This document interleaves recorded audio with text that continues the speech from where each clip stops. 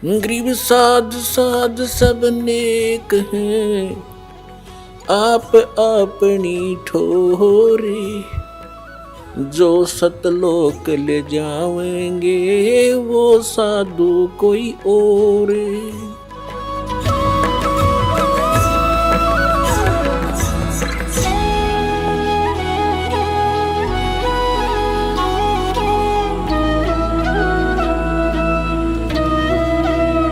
लेकिन पुण्यात्माओं, जब तक हम अपने सदग्रंथों से परिचित नहीं होंगे तो साधना करना भी व्यर्थ होगा। मनुष्य जीवन का मुख्य उद्देश्य है परमात्मा का पाना, और यदि परमात्मा प्राप्ति नहीं हुई तो फिर वैसे ही अपना जीवन नष्ट करना होता है। सतगुरु संगत छोड़ के चाहे लाख वर्ष जप कीने, इंद्री कर्म न मोक्ष होवे फिर काल के अधीन। सतगुरु की संगत छोड़ के, गुरु से विमुख होकर के, और चाहे लाख वर्ष जप करते रहना, आपको कोई लाभ नहीं होगा। इंद्री कर्म न मोक्ष होवे और फिर काल के अधीन। पुण्यात्माओं, आत्मा जब से भगवान से बिछुड़ी है, कुछ दिनों के बाद ही इसको एहसास हो गया कि हमसे कुछ खो गया है, और आज तक भी वो ऐसा ही अधूरापन महसूस कर रही है। जिस प्राणी के पास पुत्र है, पुत्री है, संतान है, संपत्ति भी खूब है और अच्छी कारोबार है, लेकिन फिर भी उसको संतुष्टि नहीं है। आत्मा फिर भी कुछ ना कुछ तलाश में है, परमात्मा की तलाश में है। वो अलग बात है कि उसको तरीका कौन सा प्राप्त हुआ है, कौन से धर्म में वो जन्मा है, तो फिर भी वो उसकी खोज कर ही रही है। अब जैसे निर्धन तो खोज करता है, मान लीजिए परमात्मा की धनी होने के लिए, निसंतान ढूंढ रहा है भगवान को, न सोच लेंगे संतान के लिए।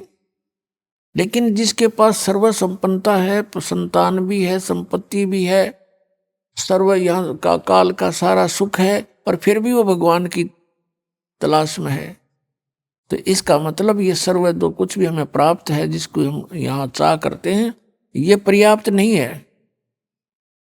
इसके अतिरिक्त भी कोई कार्य है जो आवश्यक है। अब हमने उस आवश्यक कार्य को करना होगा।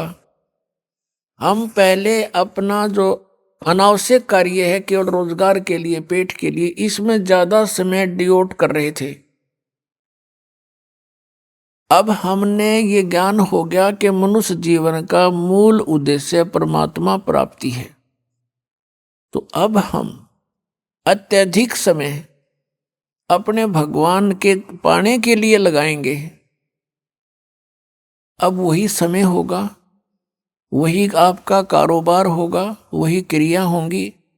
आपकी जो सांसारिक जो क्रियाएं हैं, जैसे पेट के लिए गुजारा सभी करते हैं, कोई सर्विस करता है, कोई दुकान किए हुए है, कोई किसान का काम करता है, कोई सर्विस कर रहा है, कोई मजदूरी करता है। काम आपका यही रहेगा,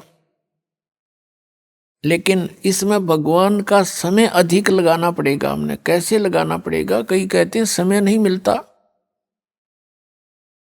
समय आपके पास बहुत है, उस समय को हम समझ नहीं सके और उसका दुरुपयोग करते रहे। अब जैसे आप बस में बैठकर सफर कर रहे हो, आपके पास मंत्र प्राप्त है, आपको बैठ के बस में और अपना सुमन शुरू कर दे, इधर उधर झांकिया में देखा नहीं, किसी साथी ते बात घनी करे नहीं, और अपना मंत्र करता रहे, तो वो 2 घंटे आपका समय सदुपयोग हो गया। आप जी किसी मजदूरी के लिए घर से चले हो, मजदूरी के स्थल तक पहुंचे तो वहां तक अपना सिमरण करे कई कई बार, और वहां जाकर भी मजदूर को या किसान को मानसिक कार्य नहीं होता, उसमें भी वो अपना भक्ति सिमरण कर सकता है। हमने देखा ये आली किसान हल के पीछे पीछे कोई रागनी गा रहा है, कोई और बकवास सोच रहा है मन में सारा दिन, तो उसका सदुपयोग कर सकते हैं हम और भक्ति भी कर सकते हैं। क्योंकि किसी भी सदग्रंथ को उठाकर आप देखिएगा या किसी भी महापुरुष का अनुभव आप पढ़िएगा, उन्होंने वही कार्य किया है जो संसार के आम व्यक्ति कार्य करते हैं और उन्हीं में परमात्मा को पाया है। उसी काम में सिमरण भी किया है, हठ योग नहीं किया किसी ने। जैसे कहते हैं 2.5 घंटे सुबह और 2.5 घंटे शाम अनिवार्य है ध्यान लगाना, मेडिटेशन करना, ये व्यर्थ की बातें हैं। पहली बात तो इनका ज्ञान गलत, ये ध्यान लगाओगे कहा, झूठा ज्ञान और ध्यान का लावे, ये वाद विदा चतुराई वाद विवाद है इनका, ये चतुराई दिखा रहे हैं। और बात रही हठ योग की, किसी भी संत महापुरुष ने हठ योग नहीं किया और किसी भी सदग्रंथ में प्रमाण नहीं कि तुम कति एक जगह बैठ कर भक्ति कर ले। श्रीमद् भगवद गीता अध्याय नंबर 3 के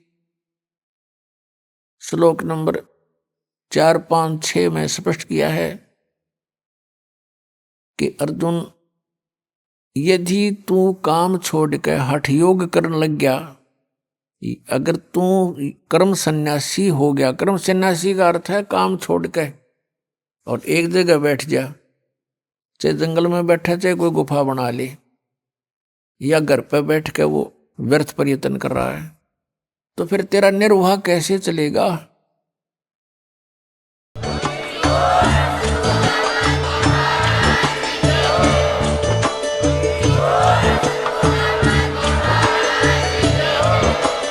आप सुन रहे थे जगत गुरु तत्वदर्शी संत रामपाल जी महाराज जी के मंगल प्रवचन। अधिक जानकारी के लिए विजिट कीजिए हमारी वेबसाइट www.jagatgururampalji.org। संत रामपाल जी महाराज जी के शुभ आशीर्वाद से पूरे विश्व भर में 500 से भी ज्यादा नाम दीक्षा केंद्र हैं, जिन पर संत रामपाल जी महाराज जी द्वारा ऑनलाइन निशुल्क नाम दीक्षा दी जा रही है। अपने नजदीकी नाम दीक्षा केंद्र का पता करने के लिए संपर्क करें 8222880541।